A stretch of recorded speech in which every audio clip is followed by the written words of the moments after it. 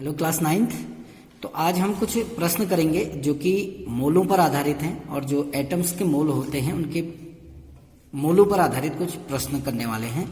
ठीक, तो ध्यान से देखिएगा कैसे हम प्रश्न को हल करते हैं, कौन सा संबंध, किस संबंध का हम प्रयोग करते हैं। तो पहला प्रश्न है, सोडियम के 0.2 मोल में परमाणुओं की संख्या ज्ञात कीजिए। अब आपको सबसे पहले देखना है कि आपको दिया क्या है। आपको मोल दिए हैं और आपको निकालना क्या है, परमाणुओं की संख्या या परमाणु संख्या निकालनी है कि कितने परमाणु होंगे। ठीक है ना, आपको मोल दिया है और परमाणु संख्या निकालनी है। तो अब सीधे सीधे सबसे पहले आपको संबंध ढूंढना है। आपको पता है, हम पीछे पढ़ चुके हैं कि एक मोल यदि कोई पदार्थ है तो उसमें परमाणुओं की संख्या कितनी होती है, 6.023 इंटू 10⁻23। ये तो हम पढ़ चुके हैं ना, एक मोल में इतने परमाणु होते हैं, बस यही संबंध लगेगा आपका। तो सीधे सीधे हम क्या कहेंगे, सोडियम के एक मोल में, सोडियम के एक मोल में जो परमाणु है उनकी संख्या, परमाणुओं की संख्या, ये आपको पहले से पता है कि एक मोल अगर कोई पदार्थ है तो उसमें परमाणुओं की संख्या कितनी होती है, 6.023 इंटू 10⁻23 परमाणु होते हैं ना।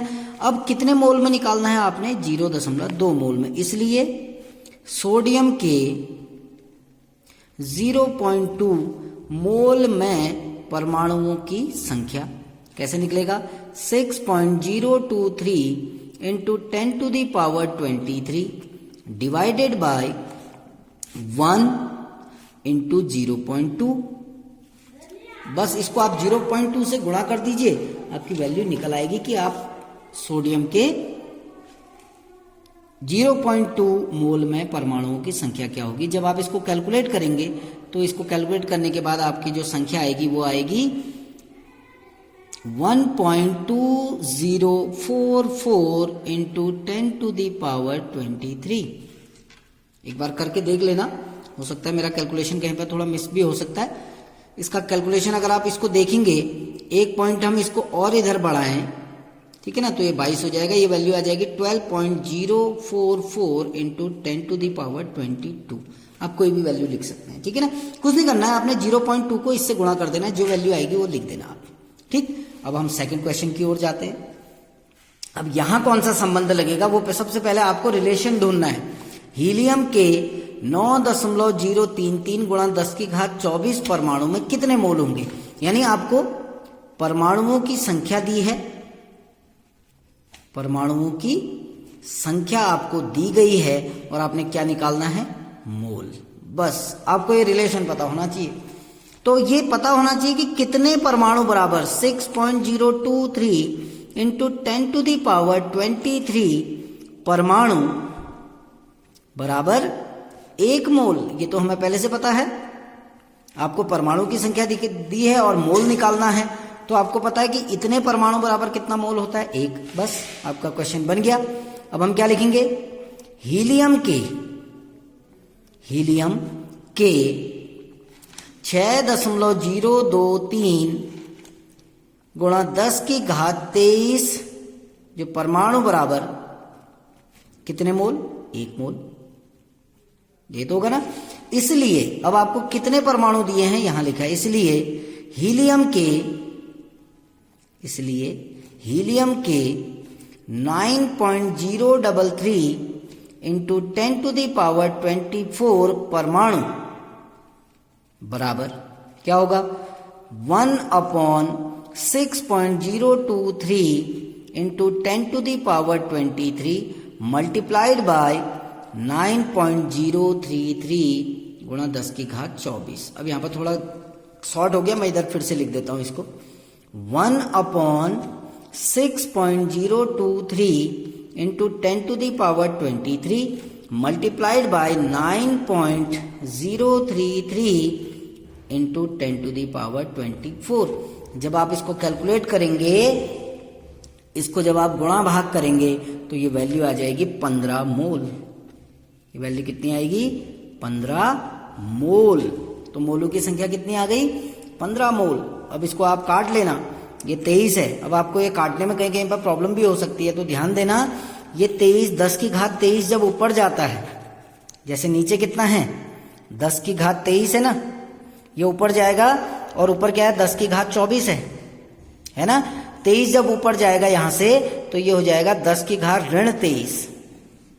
अब 24 में से 23 गया तो कितना रहेगा 1, यानी 10 की घात 1 बच जाएगा। 10 की घात 1 का मतलब होता है 10। तो आप क्या करना, इससे इसको भाग देना, जो भी आएगा उसको 10 से गुणा कर देना, आपकी वैल्यू आ जाएगी। ठीक है ना। नेक्स्ट क्वेश्चन की ओर बढ़ते हैं अपने। अब ये तीसरा क्वेश्चन है, इसमें फिर से रिलेशन देखते हैं। 2.8 ग्राम भार के आयरन के टुकड़े में आयरन के परमाणुओं की संख्या, यानी आपको दिया क्या गया है भार और आपको क्या निकालना है परमाणु की संख्या, ये तो निकालना है। अब हमें पता है कि किसी भी तत्व का जो परमाणु भार होता है ये फिक्स होता है। किसी भी तत्व का जो परमाणु भार होता है उसमें कितने परमाणु होते हैं 6.023 इंटू 10⁻23 होता है ना।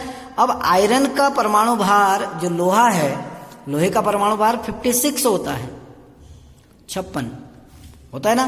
बस तो हम क्या कहेंगे, लोहे का भार मिल गया, परमाणु संख्या निकालनी है तो हम कहेंगे 56 ग्राम लोहे में या आयरन में 56 ग्राम लोहे में परमाणुओं की संख्या, परमाणुओं की संख्या कितनी होगी बराबर 6.023 इंटू 10⁻23। ये तो हमें पता है पहले से। 56 क्यों लिखा, क्योंकि लोहे का परमाणु भार कितना होता है 56, और जितना परमाणु भार होगा उसमें कितने परमाणु होंगे इतने।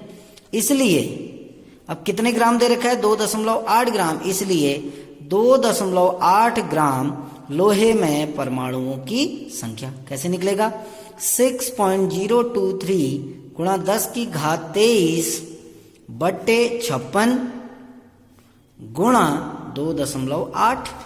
जब आप इसको गुणा भाग करोगे, इस वैल्यू को जब आप काटोगे यानी 6.023 को 56 से भाग दोगे और जो वैल्यू आएगी उसको अगर आप गुणा करोगे 2.8 से तो ये आ जाएगा 3.011 गुणा 10 की घात 22 परमाणु। ठीक है ना। तो 2.8 ग्राम लोहे में कितने परमाणु होंगे 3.011 गुणा 10 की घात 22 परमाणु होंगे। ठीक हो गया ना। नेक्स्ट क्वेश्चन की ओर बढ़ते हैं। यदि कार्बन परमाणु के 1 मोल का भार 12 ग्राम है, यदि कार्बन परमाणु के 1 मोल का भार 12 ग्राम है तो एक परमाणु का भार ज्ञात कीजिए। अब इसमें रिलेशन निकालने में थोड़ा टिपिकल है। 1 मोल का भार 12 ग्राम, 1 मोल, अब मैं यहां पर लिख देता हूं कार्बन के 1 मोल का भार, ये आपको दिया है क्वेश्चन में, बराबर 12 ग्राम।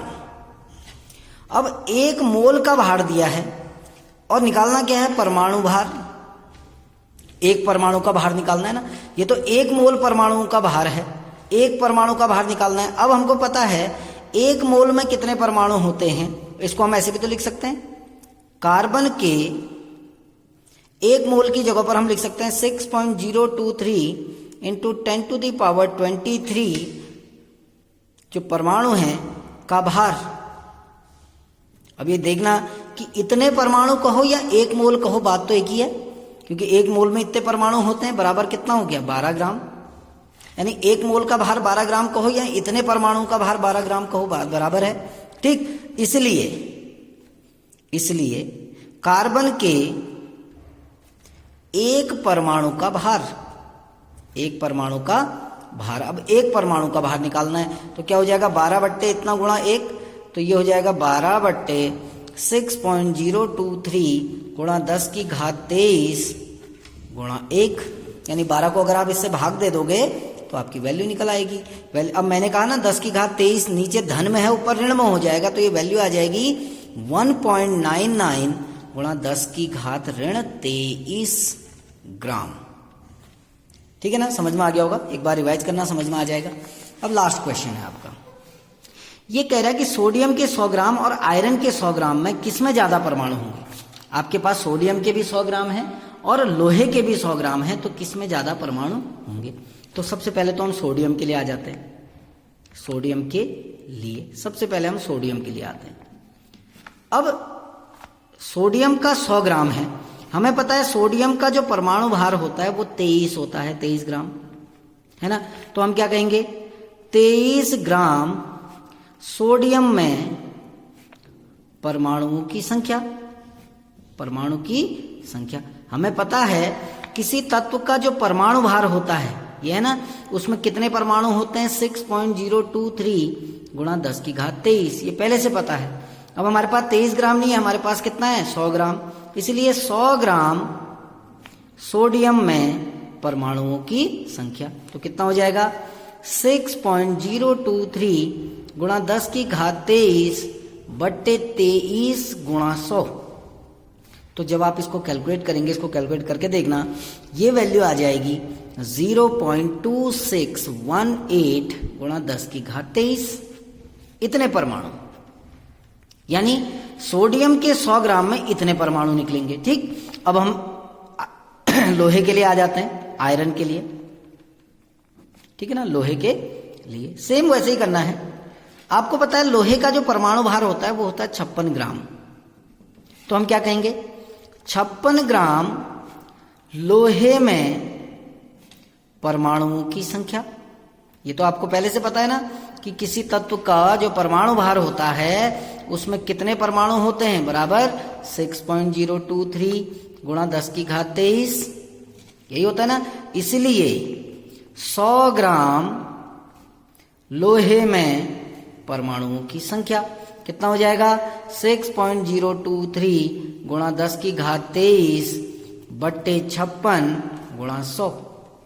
जब आप इसको कैलकुलेट करेंगे तो यह आंसर आएगा आपका कितना, यह आंसर आ गया आपका 0.1075 गुणा 10 की घात 23, इतने परमाणु। अब आप दोनों में कंपेयर करेंगे, यानी 100 ग्राम लोहे में कितने परमाणु हैं, इतने, और 100 ग्राम सोडियम में कितने परमाणु हैं, इतने। देखिए यहां भी घात कितनी है, 10 की घात 23, यहां भी घात कितनी है, 10 की घात 23, तो घात से कोई फर्क नहीं पड़ेगा।